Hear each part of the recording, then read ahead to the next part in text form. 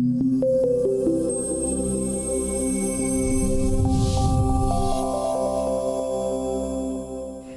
and welcome to DLT Talks. My name is Rhiannon Gutierrez and I'm a digital learning specialist. Hello, my name is Nicholas Gonzalez and I am also a digital learning specialist. Hi, I'm Ed Considine, a digital learning specialist as well. Hi, I'm Diane Hauser, Senior Program Director of Digital Access in the Tech Department in Boston. Hi, I'm Haruna Hosokawa. I am the Program Director for STEM and Robotics Initiatives. Hi, I'm Rashmi Pimprakar. I am Program Director for STEM and Multimedia Initiatives. Thank you all for joining us today. Today we're going to be talking about the new Massachusetts Digital Literacy and Computer Science Standards. Right now they're in draft form. So the purpose of today's podcast is to really just tell you more about the standards and why we think it's so important for Boston Public Schools teachers to give their feedback on this process. Now all of us here are coming from the central office, but we are working around digital learning and digital literacies. So we feel it's really important to start a conversation about that. It's not only relevant to our work, but to your work as well. And we thought that a podcast would be a great way to reach out to teachers who have busy schedules. And I just really want to start out today just by talking to Diane to ask her a little bit more about what these standards are and what it means for BPS teachers. Thank you, Rhiannon. Well, the standards are a combination of the digital literacy and computer science standards. Before they were broken up into separate standards, and a committee actually came together throughout the year and did an analysis and felt there was a lot of overlap. So it's the first time that we actually have a combination of both digital literacy and computer science standards. They're for K to 12. They're broken up into different categories, different strands: computing and society, digital tools and collaboration, computing systems, and computational thinking. Very often we actually have teachers asking us for standards and they've been outdated, and this will serve as a guide for teachers throughout the year. And it's very important. We're at the feedback stage right now. This is an opportunity to provide feedback, for us to be reviewing and providing feedback. The public feedback session is open through April 8th, and this will be an opportunity for you to share your voice. The panel is definitely coming back together at the end of April, and we'll be reviewing the standards and incorporating feedback that our stakeholders have for moving forward. And hopefully they'll be adopted for next year. Awesome. Thank you so much for sharing that information, Diane. Now I want to ask everybody here today to just share their thoughts. Like, what are some initial things about the standards? Now, this is a very long document. If you've seen the standards, you'll see there are pages and pages of it, and it really is impossible to read them all in one session. But I just want to know, when you look at this, when you're skimming through it, what are some things that just initially stand out to you? And reviewing the standards, again, I don't want to get bogged down into any particular one, but what I really see happening is that they heighten the awareness of the importance the role technology continues to play in our society. Not only that, its role in our students' futures. So holistically and generally, I like the way it addresses that, because the more educators and schools push technology away from students, the further behind they're going to be when they graduate. So I really like generally how it approaches technology in the classroom, because not only does it talk about tools and whatnot, but it facilitates the shift in thinking that needs to happen at the school level and at the teacher level. Our classrooms, the classrooms of the 21st century are changing. They're not the same as they were when I was a kid, at least. I mean, when I was a kid, I had to go to the library to go find out information that took me 45 minutes sometimes.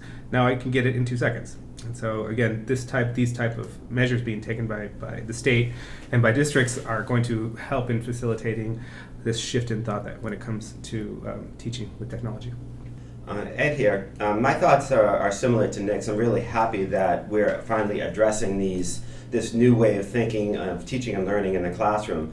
One thing in particular that I like is that these new standards seem to bring in a lot of the standards that many of us in the instructional technology world have been using on an informal basis, like the ISTE standards.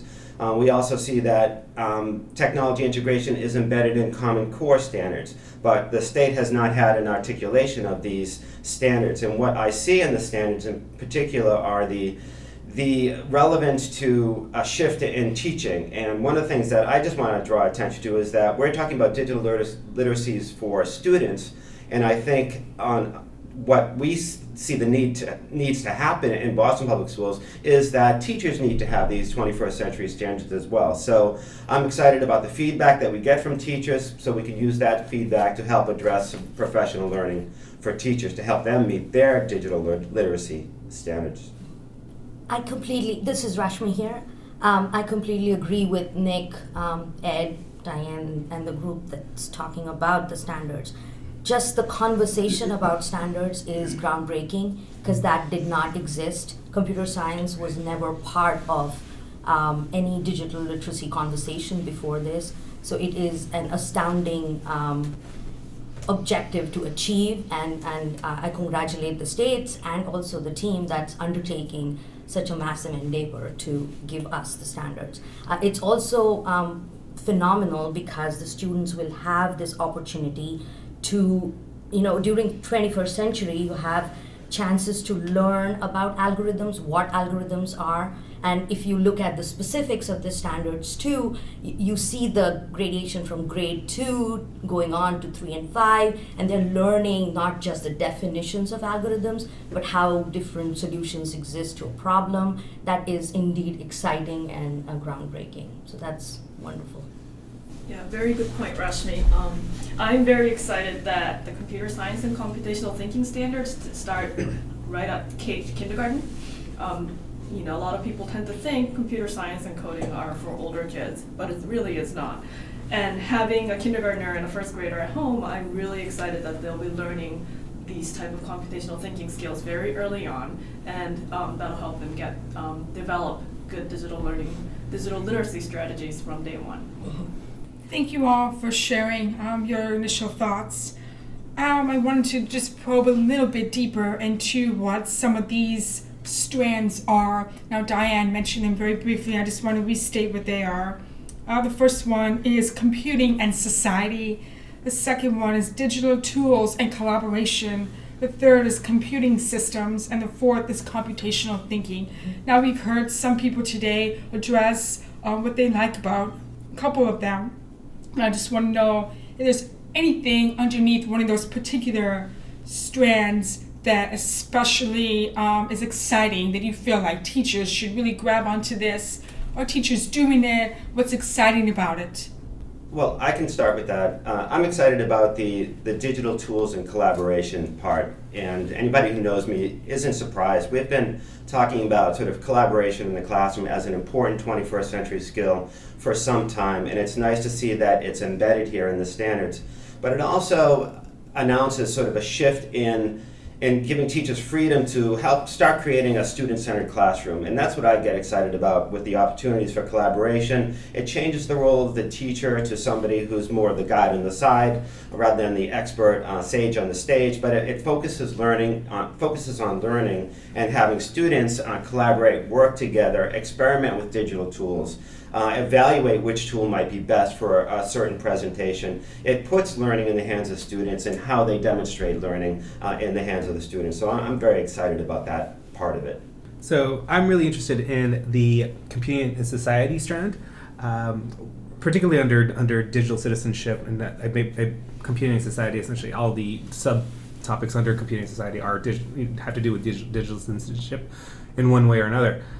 So I think as teachers and as teachers and you're teaching students, technology is just becoming more and more involved with students, and it's going to fall on, the onus is going to fall on us as teachers to teach students how to navigate the internet and navigate technology, because it's going to fall on teachers and their roles, not only utilizing the technology in the classroom, but showing them how to use it correctly and ethically and safely. I would agree with that, Nick. I recently was at Camp Boston, and there was were a you? whole session on digital citizenship where people were just talking about what that means and what that looks like. And I know that we are here in the central office, but we go out into schools, we take photos, we always make sure to get media releases. It's always great to see students in action, teachers in action. But one of the things they discussed was how important it is to actually just ask the students, like, do we have your permission to take the photo, and also the parents, and then to post it up there? Because we really do want to see that exposure. And then there's another concept of the whole digital tattoo and what that means, because teachers don't always realize in teaching students about safety that they also have to practice that as well. And so I'm just wondering what that conversation is going to look like in PPS. So I think that that's a great thing to bring up. Thank you. What does that mean for digital tools as well? It's huge. It is indeed very exciting to see standards around it. I mean, I cannot get over the fact that there is language and then there is concepts around it that they are specifically addressing. I feel obviously all the standards have relevant language and relevant concepts that we and the students want to learn and the parents want to learn. I'm excited about the human-computer partnership. I'm excited about the accessibility aspect of it that allows computer science education be accessible to all and not just a selected few. It addresses the achievement gap to a very we have talked about it, but this is part of the solution and not part of a problem. I also love the fact that there is a whole conversation about how students are building things, that they're moving from being users to being designers, and that they're creating things. And I think that is a very constructive conversation for our kids to have from get-go. And as a parent, as an educator, it is extremely important to have that right from the beginning, and we are, I think, honored and privileged to be part of this movement. I love the progression, not so much just looking at each standard and just knowing that they start as early as kindergarten. I know, Haruna, you had mentioned that earlier regarding computer science, but I love that if you look at all the strands and all the categories within the strand, they all start at kindergarten level, and there's progression, and they get deeper as the students, get into their higher grades. So I love that part. I agree with you, Diane. I noticed that in the K1, K2 strands of digital tools, it talks about typing skills, and we haven't talked about typing skills in a long time, but it really sees it as an important functional skill to get kids to be able to use technology as the first step. And then it takes them deeper into more strategic thinking as they progress later in grades. One thing that I wanted to just draw out, I think, is an important part of these standards is they talk about access anywhere, anytime, that asynchronous component of learning and the opportunities that students can have outside of the classroom to access learning content, to work collaboratively with others. But it also begs a bigger issue in the community, and that is internet access for all people in the community. I don't know what the solution is, but I know that if the state is sponsoring standards, expecting us to have access outside of the school building and be flexible with our school hours, then we need to have ubiquitous access in the community as well. That's a really good point, and I think everybody here is really bringing up very exciting areas of the standards. We know that they're rich. We know there's a lot of opportunity and potential. I think perhaps the word standard itself can be a little bit daunting. I mean, it can maybe be a deterrent to some people, especially when you see a lot of text. And we all are aware of this in this room. But we also are aware of the potential, and so that's what we're trying to bring up and talking about these different areas. Now I want to ask the question that I think would be really important as well. So what are some of the challenges of these standards, and how might we tackle those challenges? I'll be happy to go first. We actually talked about those as we were developing them. We recognized them, the panel did. The word voluntary is number one. They're voluntary standards. So the challenge for me with that is, while they're to be served as a guide, if something's voluntary, how will it be? Will they be looked at? Will they actually be incorporated into practice? So that's one. The fact that they're voluntary standards, and districts are actually responsible for implementation, and that's going to look different all across the state. So that word voluntary is even for the district as well. So how is Boston Public Schools planning on providing a support for the implementation of the standards? I see that as a challenge. And going off that too, Diane, I think this is Nick Gonzalez, by the way. These standards asked for technology to be utilized in the classroom in one way or another, whether it be computer science or tools and whatnot. And again, this shift in thinking comes into play, in terms of teaching with this technology. One thing that we realized here in BPS, and I think in other districts across the country, is that you just can't throw a bunch of tools into a classroom and expect the teacher to learn how to use them, or just for them to use them, because a lot of times if this happens, they're misused and they're not used well. So what happens is, along with these standards, I think there needs to come this idea of training teachers, getting that training out there and helping teachers understand, and not just teachers, but admins understand that it's not just using the tool, it's using the tool to enhance education. It doesn't take the place of education, but to enhance lessons and enhance different content areas. I'd like to add something to that as well. When you mentioned training, Nick, these are now combined standards, Right. and there may be a fear of like some of those more advanced computer science skills being part of the curriculum, and training is really important, but I also feel that not every teacher needs to know every single Right. skill that's incorporated in the standards. So Right. how do we convey that? How do we provide resources? How do we convey that to our teachers? Just thinking about the challenges and what you said, Diane, about the standards being voluntary, I see them as not as a separate document, as a standalone document, but I see these digital literacy and computer science standards as being woven into other content areas. And I know it's easy to sort of match the collaboration and digital tools piece into a history, English language arts class, or another content area. Maybe not so easy for computational thinking, but as I learn more about computational thinking, and especially something like algorithms, which really are sequential things and logical, I see those things being applied in other content areas of history, of cause and effect, of predicting and inferring outcomes in certain English language arts challenges. So I see these not as a separate document for us to learn, but to help teachers infuse these and embed them in their already existing content standards. I think you guys are bringing up some excellent points, just Thank the you. interdisciplinary nature of these standards and how they really stretch across all areas. We know technology is pervasive. Rashmi, did you want to add any more? I just that. wanted to agree with the discussion that Ed was having in terms of how they are inclusive in the whole discussion, and how it also the challenge is retention of teachers and hiring of appropriate teachers for this training, and how schools can then be supported, because then if they can be integrated into different areas, that is the way to learn going forward. Yes, I think in the cases where schools have computer teachers, it might just fall in the computer teacher's lap, and maybe they're going to do the main heavy lifting in terms of teaching these standards. But then we're going to get the question of where's the curriculum. The truth right now is we don't really have a set curriculum for elementary and middle space. So I think we need to work on that as soon as these standards are in place.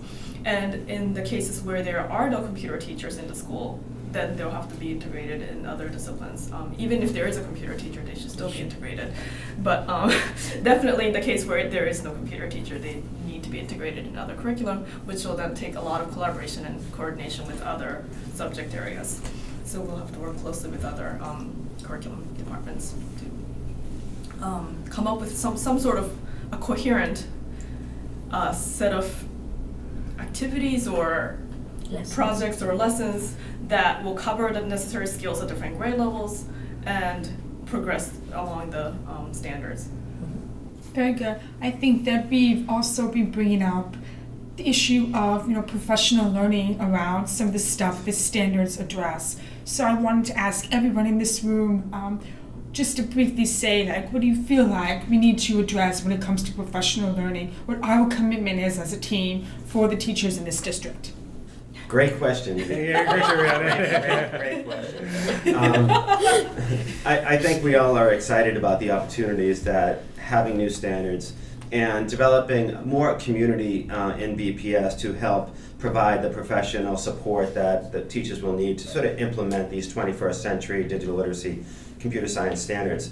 So I think that, you're doing a podcast right now. We have a lot of opportunities to use a lot of media.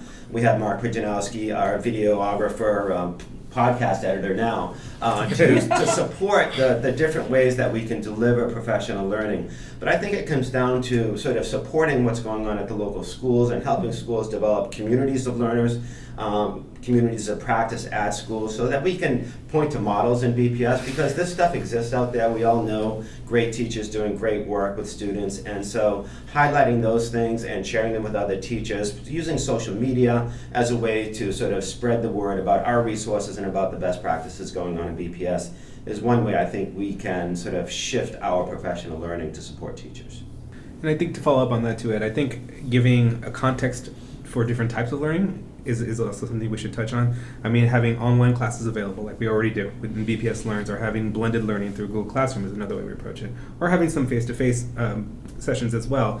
I think putting ourselves out there in different formats is really going to help facilitate in getting these standards out and people adhering to them and learning more about how technology can be implemented into the classroom and into schools. And besides different modes of delivery, Mm-hmm. and you're already modeling this, I would add the collaboration with, Mm-hmm. across other content areas, like collaborating with our experts, in the academics, and delivering PD with them, so that it's not necessarily an add-on, but it can be part of the integration. It's integration, basically. And I know, Ed, you were doing this with Natasha in the history department. I mean, what are other areas that we could be doing that? That's great, Diane. I think that's so important, Right. because that's really where it hits the road Right, for yeah. us, right? And that's they're using the digital literacies and supporting them in the content areas. Great. point. Absolutely. I think that all of us on this team will agree that we want the professional learning opportunities that we provide district-wide to be meaningful, to be job-embedded, to be interdisciplinary, to be able to collaborate with teachers and to see examples. And we really do want you to reach out to us if you have those examples, because we love these partnerships, we love these collaborations, and we are a small team for a large district, so we want to be there for you. We only have a very short podcast session today, but I wanted to make sure that we had a chance to just share our perspectives on the standards and to invite you to share yours. We will be having an open feedback session on March 21st here in the Bowling Building. So if you would like some additional information, you can find it at bostonpublicschools.org/technology. We have a banner there, and if you click on the banner, you'll be directed to the survey, which will give you all the information related to the standards. Thank you so much for joining us today. Thank everyone for being here. My name is Rihanna Gutierrez, and this is DLT Talks.